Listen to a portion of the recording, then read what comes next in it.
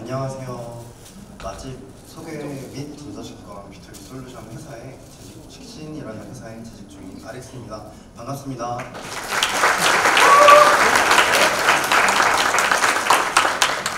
네, 되게 늦은 오후까지 자리를 지켜주셔서 감사하고 이제 또 연차까지 쓰고 오셨을 분들이 많을 텐데 오늘 저와 함께 그 푸시 노티피케이션 콘솔로 여행을 가보시는 건 어떨까요? 이제 오늘 세션에서는 푸시 노티피케이션에 대해서 간략하게 요약을 하고 그 다음에 기존의 푸시 노티피케이션 테스트 방법, 푸시 노티피케이션 콘솔을 소개하면서 마무리할 생각입니다. 네, APNS 작동 방식에 대해서 간단하게 설명하겠습니다. 푸시 알림 전달을 가능하게 하는 백엔드를 애플 푸시 노티피케이션 서비스라고 부릅니다. 줄여서 APNS라고 우리가 많이 부르고 있죠. 디바이스에서 알림에 대한 권한을 요청을 하게 되고 사용자가 동의하게 되면은 APNS에서 토큰을 생성한 후 장치에 전송합니다. 이 토큰은 특정 장치에서 앱을 보유하게 식별할 수 있습니다.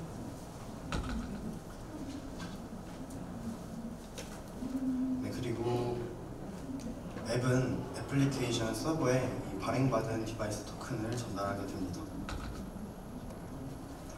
그리고 앱의 서버는 그 받은 토큰을 통해서 다시 APNS에 알림을 요청하게 됩니다. 네, APNS 작동 방식에 대해서 그 APNS는 전달받은 푸시 디바이스 토큰을 통해서 앱에게 다시 알림을 전달하게 됩니다. 지금까지 APNS 작동 방식에 대해서 간단하게 알아보았는데요. APNS를 이용하기 위해서는 프로젝트에 APNS 캐패빌리티를 추가한 후에 ALS 인증 방식 혹은 인증 토큰 방식을 선택하면 됩니다. 여러분들은 혹시 어떤 인증 방식을 사용하고 계신가요? 저는 인증서 방식으로 사용하다가 현재는 인증 토큰 방식으로 사용하고 있는데요. 인증 토큰 방식은 WWDC 16에서 처음 소개되었으며 애플에서도 현재는 인증 토큰 방식을 선호하고 권장하고 있습니다. 예시로 이번 WWDC 23에서는 라이브 액티비티에 대한 리모트 푸시 노티피케이션을 지원하는 세션이 소개되었는데요. 거기서도 이제 인증 토큰만 가능하게 되었다고 합니다. 그렇게 저는 인증 토큰 방식을 추천드립니다. 네, 인증서와 인증 토큰에 대해서 간략하게 비교를 해보려고 하는데요. 인증서는 P12, 인증 토큰은 P8 포맷을 사용하고 있습니다. 인증서는 1년에 한 번씩 갱신이 필요하며 갱신하지 않으면 애플 푸시 노티피케이션 서비스를 이용하지 못할 수 있습니다. 인증 토큰은 완료되지 않아서 갱신할 필요는 없으며 계정당 각 2개를 가질 수 있습니다. 또한 인증 토큰은 한번 발행하게 되면은 다시 다운로드 할 수 없기 때문에 잘 보관해야 된다라는 특징도 있고요. 그 다음에 인증서는 앱 아이디당 하나의 인증서가 필요하기 때문에 많은 앱을 관리하는 사람이라면, 회사라면은 관리해야 될 인증서가 더 많아지기 때문에 조금 까다로운 단점이 있습니다. 그에 반면 인증 토큰은 하나의 토큰으로 모든 앱에 알림이 이용 가능합니다. 네, APNS 작동 방식과 APNS를 사용하는 방법에 대해서 간략하게 요약해 드렸는데요. 우리는 그렇다면 기존의 테스트를 어떻게 했는지 한번 되돌아보겠습니다. 여러분들은 혹시 리모트 푸시 노티피케이션 테스트를 어떻게 하고 계셨나요? 푸셔, FCM, AWS, SNS 이런 통합 메시지 크로스 플랫폼 메시지 솔루션을 이용하고 계셨을까요? 아마 다른 분들도 많이 이용하셨을 것 같은데 저희 서비스에서도 안드로이드를 같이 지원하기 때문에 이 FCM을 사용하고 있었습니다. 그래서 FCM과 포스트맨을 통해서 되게 간편하게 단말에서도 테스트를 해볼 수 있었는데요.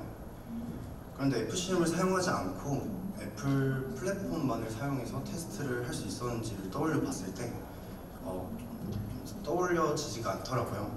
그래서 한번 제가 찾아봤습니다. 인증 토큰 방식 위주로 찾아보았고요. HTTP2 프로토콜 통신을 하던지 커맨드 라인 툴을 통해서 테스트를 할 수 있었습니다. 제가 이제 이 세션을 준비하면서 HTTP2 프로토콜로 통신을 해보려고 했는데 이제 서버는 구축을 하지 못해서 기존에 하던 방식처럼 포스트맨으로 테스트를 하려고 했어요.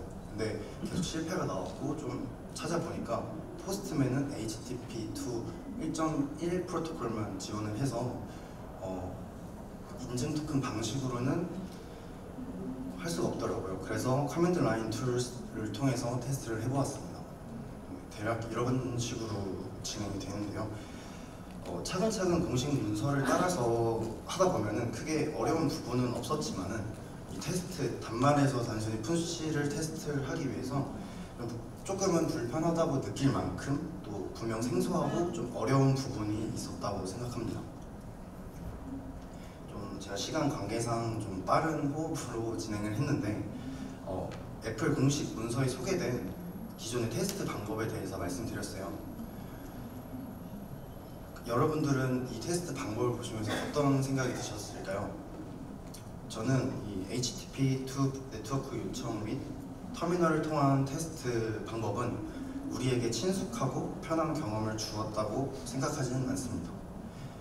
좀 더 직관적이고 편한 테스트 툴이 있었으면 좋겠다고 생각을 했었습니다.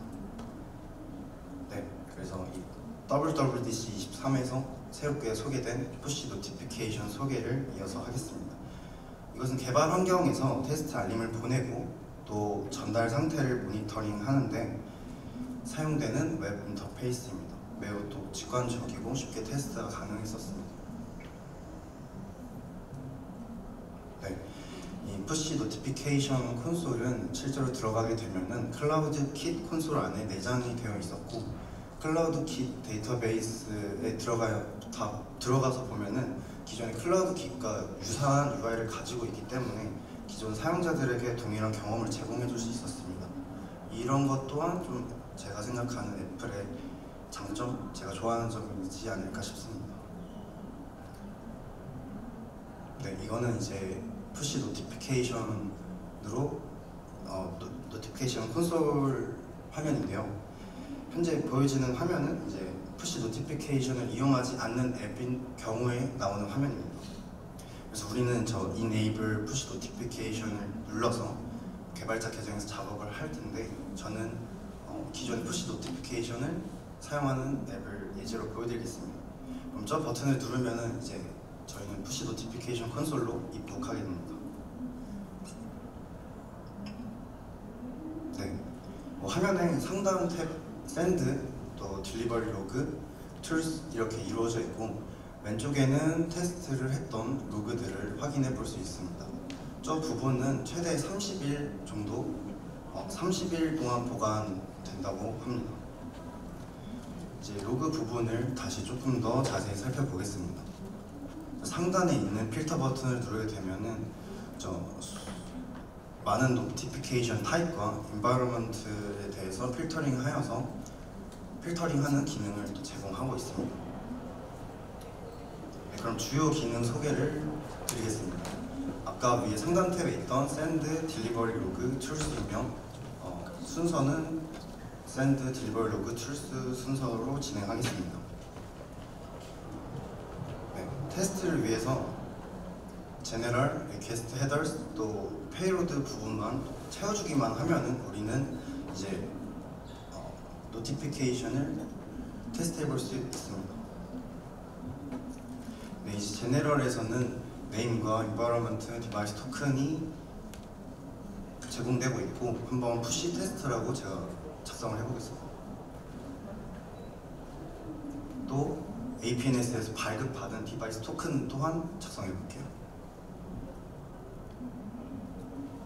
네, 이렇게 저희 제네럴을 구성하게 되면은 다음에 리퀘스트 헤더스와 페이로드만 구성하게 되면 됩니다. 이전에 터미널로 테스트했던 것보다 조금 더 쉽고 간단하게 테스트를 시작할 수 있게 됐다고 느꼈어요. 빈칸만 이제 입력을 하면 되니까요. 이제 리퀘스트 헤더 부분을 보겠습니다. 이 APNS 토픽, 푸시 타입, experience, priority 이렇게 네 가지가 있고요. 이 각각 토픽을 제외한 세 가지 파라미터를 간단한 설명을 하면서 채워보겠습니다.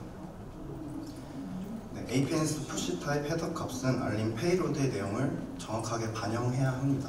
이 부분은 제가 페이로드에서 한 번 더 말씀드릴 건데, 불일치하거나 이 타입과 페이로드가 불일치하거나 헤더가 누락된 경우에 APNS는 오류를 반환하거나 심지어 알림을 삭제시키기도 합니다. 네, 만료 쪽에 대해서 말씀드릴 건데요. 이 오른쪽에 유닉스 에포치 보이시나요? 저 부분을 이제 만료하는 기간을 잡을 수가 있는데, 이제 0이 아닌 경우에는 APNS는 알림을 저장하고 적어도 한 번은 전달을 시도하며 또 지정된 날짜까지 반복을 하게 됩니다. 만약에 값이 0인 경우에는 한 번만 요청을 시도하게 됩니다. 이 부분은 이 프리오리티에서 다시 한 번 더 이어서 설명을 드려야 될 것 같은데요. 이 프리오리티는 세 가지 타입이 있습니다. 하이, 그 다음에 미디엄, 로우가 있으며, 이 프리오리티에 따라서 유저가 알림을 즉각적으로 받지 못할 수도 있습니다. 이 사실 혹시 알고 계셨나요? 저는 이번에 이 세션을 공부하면서 좀 알게 된 부분인데요. 이제 하이인 경우에는 유저의 디바이스의 상태와 상관없이 즉각적으로 알림을 보내게 되고, 미디엄인 경우에는 사용자의 장치 전원 수준을 고려해서 알림을 보내도록 되어 있습니다. 그 말은 이제 저전력 모드를 한 경우에는 프리오리티가 1 혹은 5인 경우에는 알림이 가지 않을 수도 있고, 이제 저전력 모드를 풀게 되면은 그때 푸시가 오게 됩니다. 그때 이제 위에서 말씀드렸던 그 APNS 익스페리언션을 만료하는 시점을 정해뒀다면 그때까지 꾸준히 지속적으로 시도하는 부분이고, 이제 attempt delivery once로 되어 있을 때 그런 미디엄이나 프리오리티가 미디엄이나 로우인 경우에는 알림이 전달이 되지 않을 수가 있습니다. 네, 페이로드 부분을 보겠습니다. 페이로드는 우리가 이제 쉽게 볼 수 있는 제이슨 형태를 떠올릴 수 있는데요. 우측 상단에 제이슨 뷰 토글 버튼을 누르게 되면은 우리가 기존에 사용하던 제이슨 바디 형태의 페이로드를 구성할 수 있습니다. 물론 저 부분은 편집이 가능하고 복사 붙여넣기 같은 기능도 제공합니다. 이 부분에서 아까 말씀드렸던 APNS 푸시 타입을 이어서 말씀드리면, 현재 얼럿을 선택을 했기 때문에 저 페이로드가 얼럿이라는 키값을 들고 있습니다. 만약에 백그라운드라든지 라이브 액티비티를 두게 되면 자동적으로 페이로드는 푸시 타입에 맞춰서 재구성됩니다. 하지만은 이제 제가 푸시 노티피케이션 콘솔을 사용하면서 좋았던 점은 이런 식으로 푸시 타입과 다른 제이슨을 작성하게 되면은 이런 식으로 에러를 뿜어서 저희에게 알려주고, 단순히 이제 오타 같은 반점이 빠졌다던가 그런 부분에서도 이제 오류를 체크해줘서 저희가 그동안 실수할 수 있었던 부분을 콘솔에서 좀 더 쉽게 확인을 가능해서 좋았습니다. 그럼 한번 푸시를 보내보겠습니다.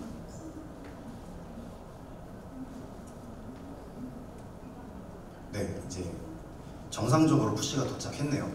이런 식으로 우리는 아까 말씀드렸던 HTTP2 프로토콜 통신을 하지 않고, 또 직접적으로 통신을 하지 않고, 또 터미널 같이 되게 생소하고 어려운 것들을 사용하지 않아도 애플 푸시 노티피케이션 콘솔을 통해서 정말 편하게 푸시를 할 수 있게 되었습니다.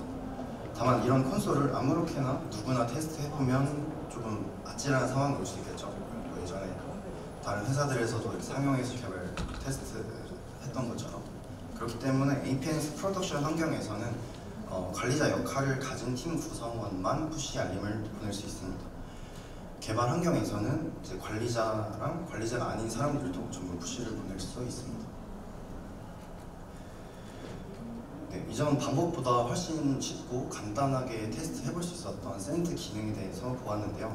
가끔 이제 보낸 알림이 유저 디바이스에 도착하지 않아서 생겼던 문제들을 겪으신 분들이 있을까요?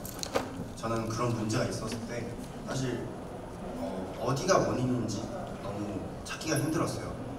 제가 뭔가 인증서를 잘못 세팅한 건지, 인증 토큰을 잘못 만든 건지, 혹은 서버 쪽에서 잘못한 건지, 또 사이에 FCM이라는 솔루션이 껴있기 때문에 FCM 뭐 서버라든지 어떤 것들이 문제가 있는지 정확하게 알기가 어려웠었는데요. 사실 그 문제는 유저가 저전력 모드를 해놔서 못 받았던 상황이었습니다. 이런 것들을 이제 딜리버리 로그를 통하면 이러한 사례를 분석하는 데 도움을 줄 수 있습니다. 알림이 APNS 스택을 통해 저장된 것들을 이런 딜리버리 로그를 통해서 저희에게 다시 제공하게 됩니다. 네, 아까 메시지를 보냈는데요. 메시지를 보내고 난 뒤 APNS가 HTTP 응답으로 반환하는 APNS 유니크 아이디가 생겼습니다. 저기 맨 윗줄에 있습니다. 이 유니크 아이디로 검색을 하게 되면은 이제 딜리버리 로그를 확인해 볼 수 있는데요. 네, 각 기록 이벤트에는 이제 무슨 일이 일어났고 그 이유 또한 쉽게 설명되어 있습니다. 지금 APNS의 서버에 도착을 했고 유저의 디바이스에 성공적으로 전달이 되었다라고 적혀 있네요. 그러면 제가 아까 겪었던 그런 사례처럼 반대의 경우도 있는지 보겠습니다. 네, 이렇게 되게 쉽게 Stores for Device Power Constituency라고 유저의 그 파워 상태 고려해서 지금 APNS 서버에 혹은 연구 저장소에 스토어드 되었다라고 되어 있어요.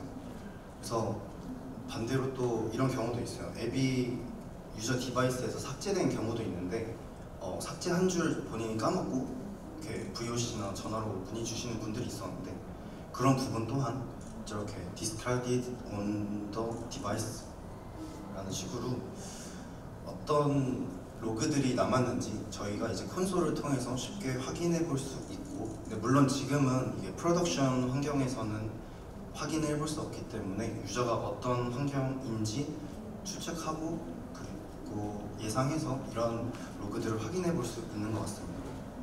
네, 그리고 마지막으로 이제 툴스에 대해서 설명드리고 끝낼 건데요. 네, 세 가지 기능이 있습니다. JWT 밸리데이터, JWT 제너레이터, 또 디바이스 토큰 밸리데이터, 간단하게 세 가지 기능이 있는데 먼저 JWT를 만들어 보겠습니다. 네, 토큰 기반 인증은 공급자 서버와 APNS 간의 안전하고 효율적인 인증을 위해 JSON 웹 토큰을 이용하고 있는데요. 애플 개발자 계정과 연결된 개인 키로 서명된 토큰을 생성해야 합니다. 개인 키는 인증서처럼 만료되지 않았죠. 그래서 저기 프라이빗 키에다가 이제 P8 파일을 드래그 앤 드랍을 하면은 이제 토큰이 키 아이디와 같이 입력하게 되면은 밸리데이션을 한 후에 토큰이 만들어지게 됩니다. 네, 그러면은 이제 JWT 밸리데이터를 소개해 드릴 건데요. 방금 생성했던 토큰을 가져와서 JWT 밸리데이터에 붙여 넣겠습니다. 네, JWT가 토큰이 유효한지 유효하지 않은지 이유에 대해서 이 밸리데이터에서도 충분하게 설명해주고 있습니다. 저 에러 메시지 같은 경우는 인증 토큰 같은 경우는 1시간에 한 번씩 다시 리프레시를 해줘야 되기 때문에 1시간이 지난 만료된 토큰이라는 에러 메시지를 보여주고 있습니다. 또 그 다음은 이제 디바이스 토큰 밸리데이터인데요. 이것도 이전의 밸리데이터와 제네레이터와 같은 구성을 하고 있습니다. 아까 APNS에서 만들었던 디바이스 토큰을 입력해 보겠습니다. 이런 식으로 개발 환경과 또 푸시 타입에 대해서 메시지를 통해서 알려주고 있는데요. 이것 또한 에러가 있다면 어떤 이유의 에러인지 명시를 해주고 있습니다. 네, 감사합니다. 이상으로 APNS에 대해서 간단하게 요약을 해봤고 기존 환경에서는 어떻게 테스트를 했는지 되돌아봤었고 새롭게 나온 애플 푸시 노티피케이션 콘솔에 대해서 간략하게 설명해 드렸는데요. 어떠셨나요? 앞으로 더 쉬운 환경에서 테스트를 해보실 수 있을 것 같나요? 감사합니다. 이건 제 블로그 링크인데 오늘 진행했던 자료랑 제가 시간 관계상 좀 적지 못했던 내용들이 있는데 그 부분들을 이제 업로드할 생각입니다. 아마 이번 주 안에 다 올라갈 것 같습니다. 감사합니다. 알렉스였습니다.